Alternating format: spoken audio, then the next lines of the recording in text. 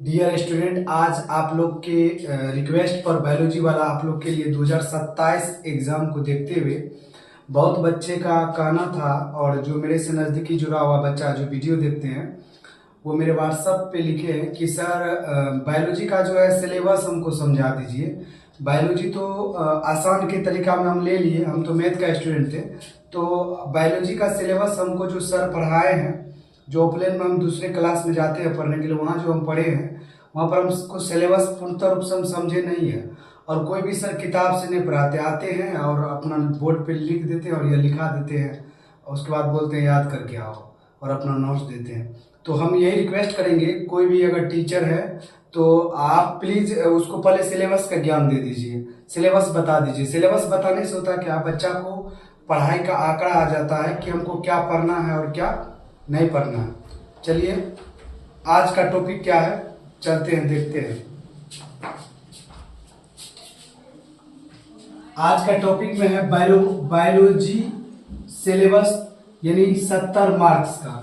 मतलब आप लोग जो बायोलॉजी जो पढ़ रहे हैं, हम जो बता रहे थे 80 से प्लस आएगा, तो आप लोग को प्रैक्टिकल 30 मार्क का रहेगा, 70 मार्क का आप लोग को पढ़ना पड़ता है।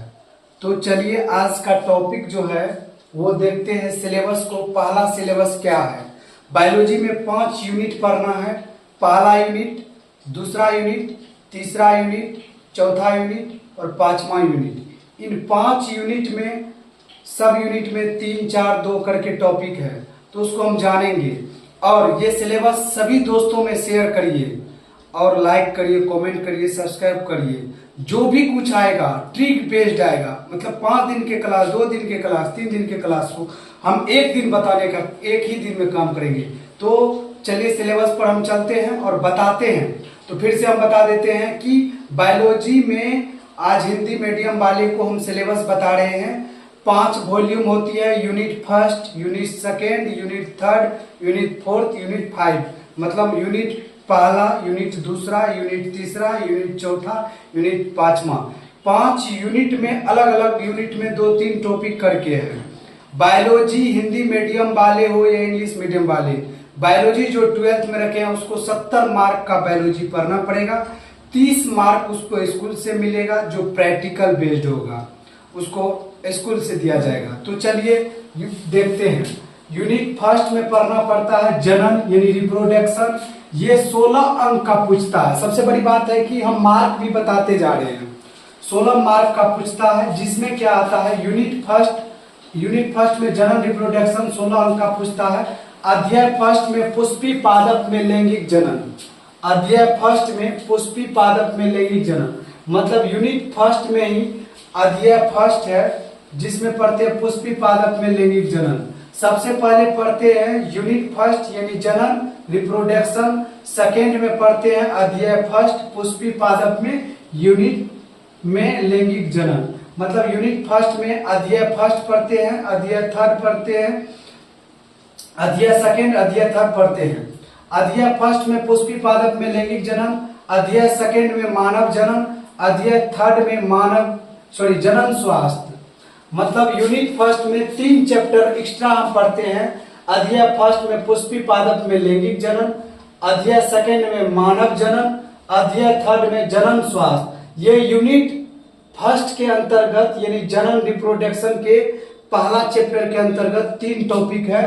पहला टॉपिक है अध्याय फर्स्ट में पुष्पी पादप में लैंगिक जनन, अध्याय सेकेंड में मानव जनन, अध्याय थर्ड में जनन स्वास्थ्य। चलिए यूनिट सेकेंड में पर चलते हैं। यूनिट सेकेंड में 20 अंक का पूछता है एग्जाम में। यूनिट सेकेंड से कितना मार्क, 20 मार्क। यूनिट फर्स्ट से 16 अंक का पूछता है, यानी 16 मार्क का पूछता है।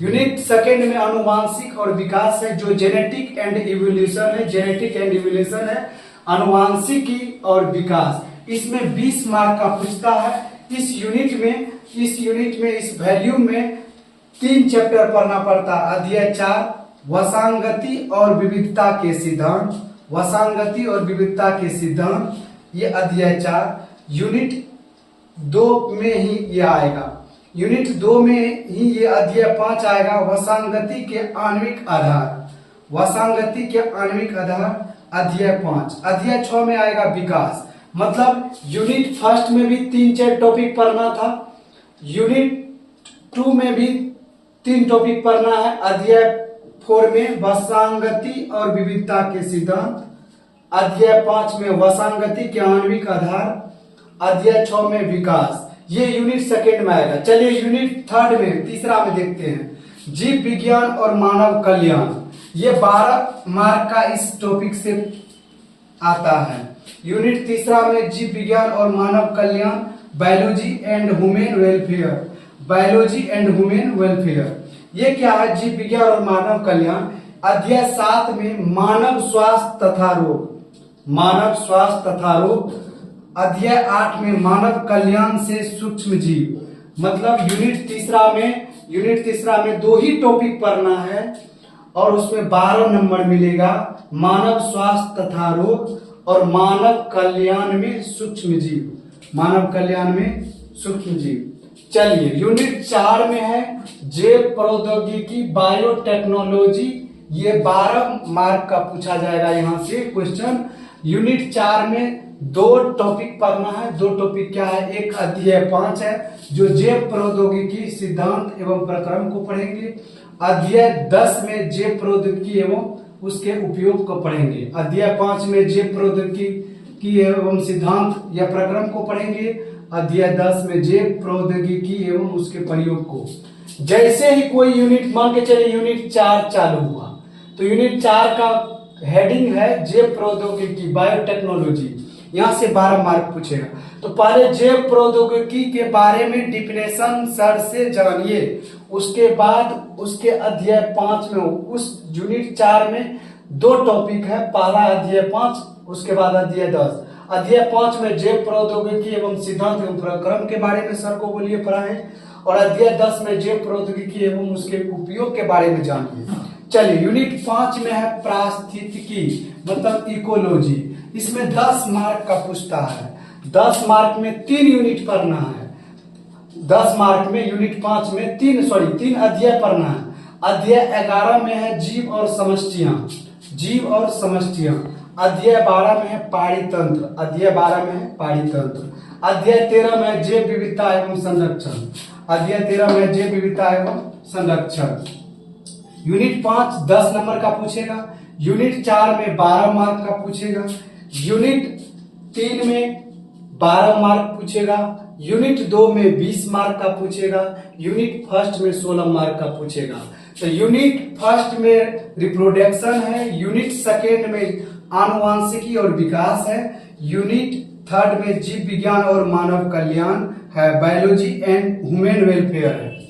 यूनिट 4 में जैव प्रौद्योगिकी एवं बायोटेक्नोलॉजी है, 12 मार्क के पूछेंगे। यूनिट 5 में पारिस्थितिकी इकोलॉजी 10 मार्क के पूछेंगे। चलिए अब टोटल मार्क्स को हम जानते हैं।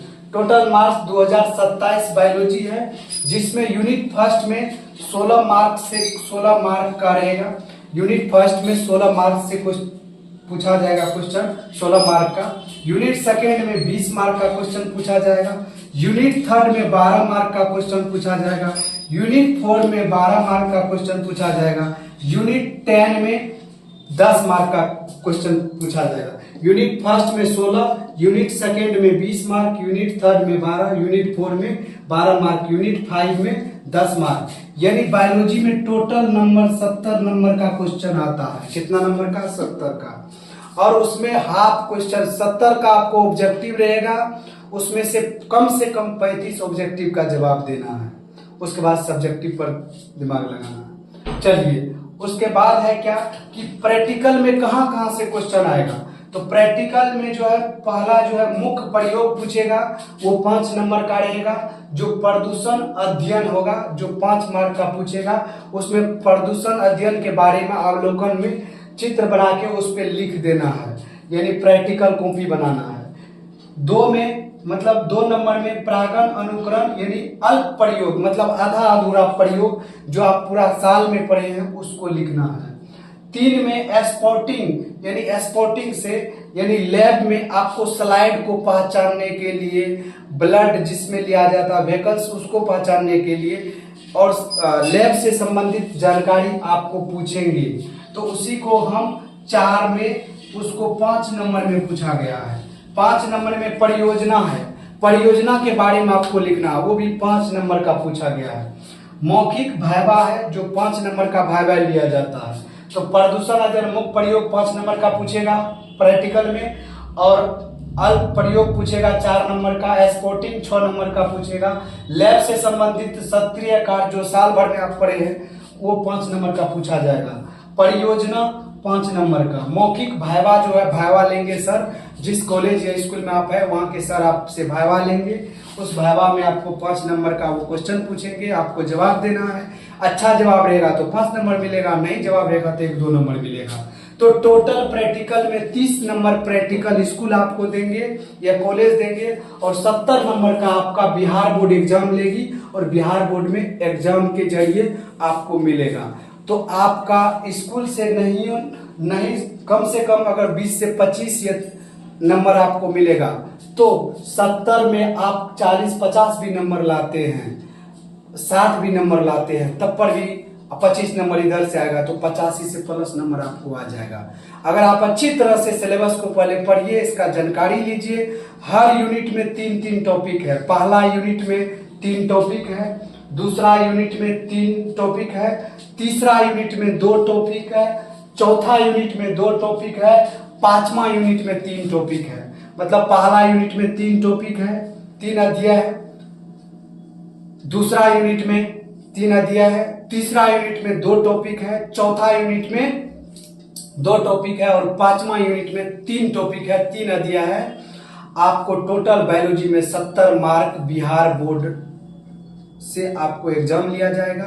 30 नंबर प्रैक्टिकल स्कूल या कॉलेज से रहेगा, और आप अच्छी तरह से इसका तैयारी कर लीजिए। पहले सिलेबस अपने कॉपी में लिखे अपने दोस्तों को शेयर करिए, और अपना कम से कम जहां आप पढ़ते हैं वहां इस सिलेबस को आज स्क्रीनशॉट लेकर अपना कॉपी पे अच्छी तरीका से जिसे हम बनाएं उस तरह से लाल पीला ब्लू करके आप बना लीजिए। जहां पढ़ते हैं वहां पर चिपकाइए, बार बार देखिए, सिलेबस याद करिए। सबसे मुख्य बात सिलेबस होती है कोई सब्जेक्ट पढ़ने से पहले।